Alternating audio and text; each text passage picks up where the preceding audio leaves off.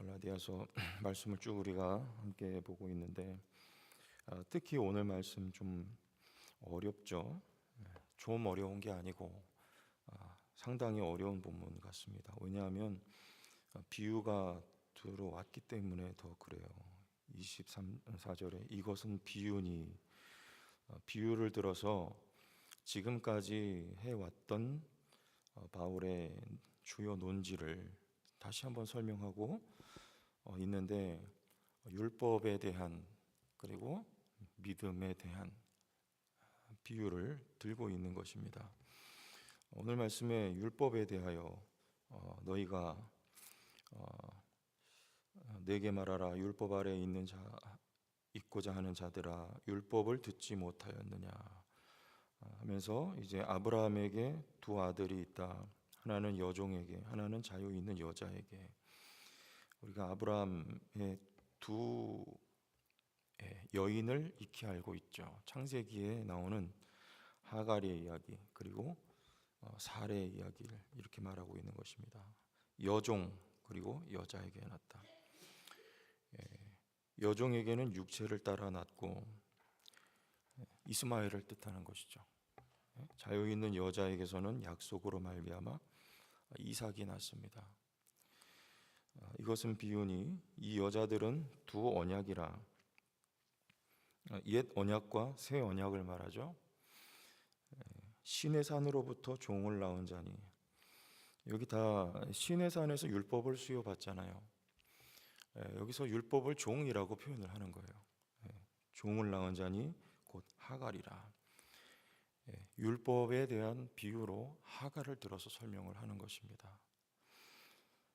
이 하갈은 아라비아에 있는 신의 산으로서 지금 있는 예루살렘과 같은 곳이니, 또 지명과 연결을 시키고 있어요. 25절 말씀에 예루살렘, 지금 있는 예루살렘은 이 땅 위에 예루살렘을 말하는 것입니다. 이것도 율법의 비유예요. 하갈, 땅의 예루살렘, 이게 다 율법의 차원, 율법의 비유입니다. 그가 그 자녀들과 더불어 종 노릇하고, 종이라는 것이죠. 율법에 의하면 아들이 될 수가 없어요. 믿음으로만 아들이 됩니다. 그래서 율법은 종을 양산할 뿐이에요. 그런데 반대로 오직 위에 있는 예루살렘은 자유자니, 여기 지금 있는 예루살렘과 반대 개념이 나오죠. 위에 있는 예루살렘은 저 천상의 예루살렘을 뜻하는 것이에요. 위에 있는 예루살렘은 자유자니 곧 우리 어머니라. 자, 이건 어떤 비유입니까? 믿음에 관한, 하나님의 약속에 관한 비유예요. 위에 있는 예루살렘 곧 우리 어머니, 다시 말하면 사라를 뜻하는 것입니다.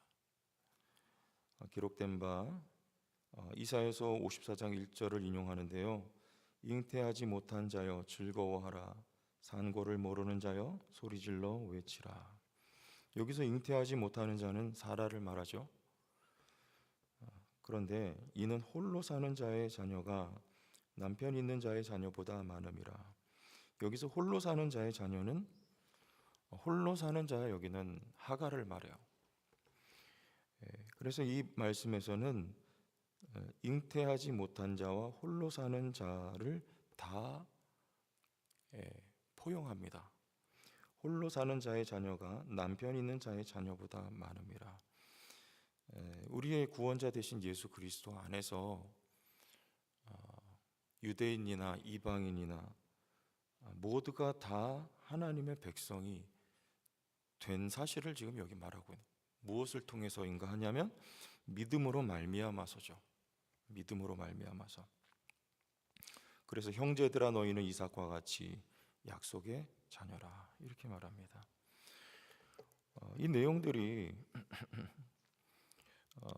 서두에서 말씀드린 바대로 율법 그리고 믿음과 약속을 설명하는 거예요. 그리고 그 결과로 우리가 어떻게 되었는가, 이 대목을 이렇게 우리가 보면 약간 복잡한 내용처럼 보이는 이 설명들로 다시 한번 힘을 주어서 바울이 설명을 하고 있는 대목입니다. 구약의 아브라함의 이야기로 한번 돌아가 볼게요. 아브라함이 몇 년을 기다립니까? 25년을 기다리잖아요. 하나님의 약속을 받기까지 25년을 기다립니다. 그런데 아브라함과 사라가 기다렸던 그 25년의 시간은 믿음의 성공의 시간이라기보다 실패를 거듭했던, 그리고 인내해야만 했던 인고의 시간이 25년이었던 것이죠. 아브라함은 최초에는 창세기 13장에 롯이 하나님의 약속을 받을 아들인 줄 알고 있었어요. 어릴 때부터 양자 삼아 길렀던 아들과 같은 존재가 롯이거든요. 그런데 그 롯이 아브라함을, 삼촌을 배반하고 떠나는 장면이 창세기 13장이에요. 그런데 그 말씀을 가만히 보면 롯이 떠난 게 아니라 하나님이 떠나게 하셨다라고 나와 있어요. 하나님이 하시는 거예요. 왜냐하면 롯은 하나님의 약속한 자녀가 아니기 때문이죠. 그때 아브라함이 알아요. 롯이 아니었구나를. 그리고 나서는 엘리에셀인 줄 압니다. 길려졌던 종. 엘리에셀도 아니었죠. 그리고 나서 내 힘으로 하나님의 약속의 자녀를 생산해 보겠다고 달려들어서 얻어낸 아들이 바로 이스마엘입니다. 그래서 이스마엘을 여기 율법, 하갈을 율법에 비유하는 거예요. 약속에 의해서 태어난 아들이 아니고 인간적인 노력과 방법에 의거하여서 출생시킨 아들이 이스마엘이거든요. 그래서 율법의 비유를 하는 거예요. 계속해서 아브라함은 실패하는 역사, 실수하는 역사, 그걸 기다려야 하는 역사입니다. 언제까지 기다려야 하는가? 하나님이 아브라함과 사라에게 찾아오셔서 명년에 아들을 주겠다고 약속하셨는데도 이제는 더 이상 믿지를 않고 웃어버립니다. 사라가. 그런데 급기야 하나님이 약속하신 아들이 주어지죠. 그가 바로 이삭이에요. 이삭이 오기까지 기다려야 했던 시간 25년이에요. 이삭이 약속한 아들이고 인간의 노력과 방법으로 출생된 아들이 아니고 하나님의 약속에 의해서, 더 정확하게 말씀드리면 예수께서 성령으로 잉태되고 탄생하셨듯이 이삭도 성령으로 말미암아 은혜로 주어진 아들이죠. 저와 여러분들이 어느 라인에 서 있는 자들인가? 지금 바울이 그걸 묻는 거예요. 갈라디아 교인들에게. 율법 아래 있고자 하는 자들아, 율법을 듣지 못하였느냐? 너희가 율법의 그 라인, 너희가 하갈의 라인, 이스마엘의 후예 그 라인에 서 있고자 하느냐? 그 라인에 서 있는 자들은 모두가 다 이스마엘과 같이 종의 신분을 벗어날 수가 없다는 거죠. 왜냐하면 하갈이 종이었기 때문에 당시의 노예법에 의하면 노예 자손은 노예로 태어나고 노예로 인정이 되는 거예요. 그러니까 이스마엘도 노예죠. 그 라인에 서 있는 자들은 모두가 다 노예고 종이에요. 그런데 자유자는 사라거든요. 은혜를 말하는 것이고 믿음을 말하는 것이고 약속은 성령을 말하는 거예요. 그 라인에 서 있는 자들은 인간의 노력에 의해서 하나님의 아들로 인정되는 것이 아니고 그건 불가능하니까 하나님의 값없는 거저 주시는 은혜로 말미암아 하나님의 아들이 되었다라는 것이죠. 성령으로 말미암아 거듭나고 성령으로 출생한 이삭처럼, 그리고 예수 그리스도처럼 우리도 하나님의 아들이 되었다라고 하는 것을 이 본문에서 지금 말씀을 하고 있는데요. 아브라함이 그 약속을 약속으로 받아들이기까지의 시간이 25년이었다는 거예요. 왜냐하면 그 시간은 아브라함이, 사라가 죽을 때까지의 시간입니다. 로마서 말씀에 보면 사라의 태가 죽은 것 같음을 알고도 아브라함이 하나님을 믿었다 그러잖아요. 살아있을 때는요, 자녀를 생산할 수 있는 그래도 일말의 여지와 가능성이 있다고 보여지지만 이제 아브라함의 나이가 100세가 찰 때까지 하나님이 기다리셨던 이유는 100세 무슨 아들을 낳습니까? 그때 사라가 경수가 끊어졌을 때 어떻게 그 태가 죽었는데 자녀를 생산할 수 있어요? 없잖아요. 세상의 방법과 인간의 상식과 기준으로는 자녀를 낳을 수 있는 방법이 없는, 그래서 죽은 것과 같은 거예요. 하나님은 아브라함과 사라가 죽을 때까지 기다리셨던 거고, 그래서 인간적인 가능성으로는 도저히 아무런 가능성도 찾아볼 수 없을 때 하나님께서 행하신 것이 분명하게 보여지도록 기다리셨던 시간이 바로 25년이며 아브라함이 100세가 될 때까지의 시간이었던 거죠. 저와 여러분들에게도 마찬가지입니다. 우리의 인생길에 아브라함처럼 수많은 실수와 수많은 실패를 거듭해왔던 것이 어떻게 보면 우리의 삶의 발자국들이었어요. 하나님은 왜 그런 시간들을 우리에게 허락하셨는가? 우리 자기 실망감에 사로잡히잖아요. 그런데 그런 과정들을 통해서 우리는 고백해야 될 한마디가 있습니다. 나는 안 됩니다라고 하는 거예요. 아브라함이 이 방법 저 방법을 고안하고 생각해 봐요. 이게 아들이냐, 이가 아들이냐, 혹은 이스마엘을 나 아들로 삼아 보려고 했지만 하나님 약속한 자녀가 아니.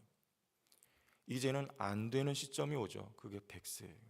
근데 안 될 때 하나님이 행하시는 거예요. 그때 하나님이 행하신 일이 더 분명하게 보여지는 것처럼 나는 안 됩니다. 이 고백에 이르기까지 저와 여러분들이 나아가도록 우리의 인생길 여정길을 하나님이 허락하시죠. 그런데 나는 안 됩니다라고 하는 고백 속에 주님이 하셨습니다라고 하는 또 하나의 고백이 튀어나오는 거예요. 주님이 하셨습니다. 제가 여기까지 걸어올 때까지, 여러분들이 긴 인생길 걸어오실 때까지 우리의 고백은 나는 안 됩니다. 해봐도 안 되더라고요. 잘 들으세요, 여러분들. 오해하지 마시고, 하나님의 은혜 100%고 우리의 노력이 100%입니다. 그 말은 무슨 뜻이냐면 하나님의 은혜가 100%인 것은 진리예요. 그렇다고 해서 우리가 아무것도 안 하고 그냥 있으라는 뜻이 아니라는 것이죠. 하나님의 은혜가 100%입니다만 우리는 애쓰고 최선의 노력을 경주해야 되는 게 우리의 또한 의무와 책임도 100%예요. 그렇지만 우리는 하나님의 관점에서 이렇게 고백할 수 있어야 되는 거예요.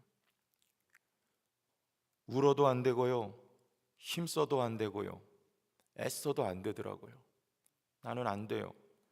그런데 주님이 다 해놓으셨어요. 그게 은혜입니다. 그게 복음이에요. 우리는 그것을 받아들이는 거예요. 그리고 하나님이 하신 일을 신뢰하는 것입니다. 그리고 예수 그리스도를 더 굳게 붙잡을 수밖에 없는 거예요.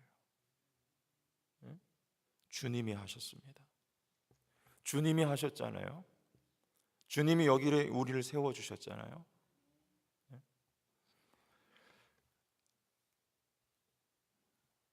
여러분, 종입니까? 자유자입니까? 율법은요, 빚입니다. 빚. 율법 자체는 악한 게 아니에요. 선하고 선한 것이 율법이에요. 너무 선한 하나님의 영광의 빛이 율법이에요. 그래서 구약에 그 어느 누구도 하나님 앞에 피를 가지고 나가지 않으면 다 죽고 마는 거예요. 거룩하신 하나님 앞에 우리의 더럽고 추함이 비춰질 때 우리는 죽을 수밖에 없는 거예요. 그게 바로 율법이에요. 율법은 거룩한 하나님의 빛이에요. 하나님의 거룩한 뜻이에요. 율법에 의해서 우리는 다 죽을 수밖에 없어요. 율법으로는 하나님의 언약이 성취될 수가 없어요. 율법은 단지 우리의 어두움을, 우리의 추함을 드러내는 기능인 율법이에요. 우리가 얼마나 어둠의 존재인지를 밝히 드러낸단 말이에요, 율법으로는요. 그러나 그 빛이 아니고요, 또 한 빛이 나타났는데 그가 바로 예수 그리스도라고 하는 빛이에요. 이 세상에 온 참빛이 예수 그리스도예요. 예수 그리스도는 우리의 어둠을 드러내는 것만이 아니고요, 우리의 어둠을 밝히시는 빛이란 말이에요. 우리의 어둠을 치료하는 빛이란 말이에요. 우리도 빛되게 하는 빛이란 말이에요. 그런 거룩한 약속의 빛이란 말이에요. 예수 그리스도의 빛 앞에 우리는 나아가 그 비추임을 받은 자들 아닙니까? 어두움이 밝혀진 자들이에요. 어떻게 해요? 약속으로 말미암아 태어났던 이삭처럼 우리도 약속으로 말미암아 빛의 자녀들이 되었단 말이에요.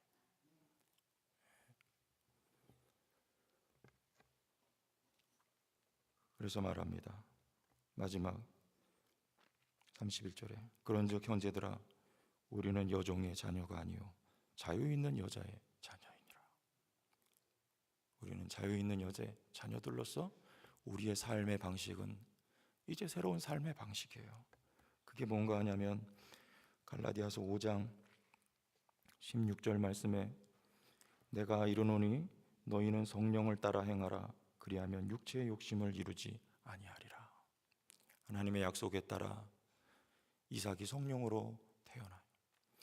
저와 여러분들 역시 하나님의 은혜의 약속에 따라 성령으로 말미암아 거듭난 사람들이 됐어요.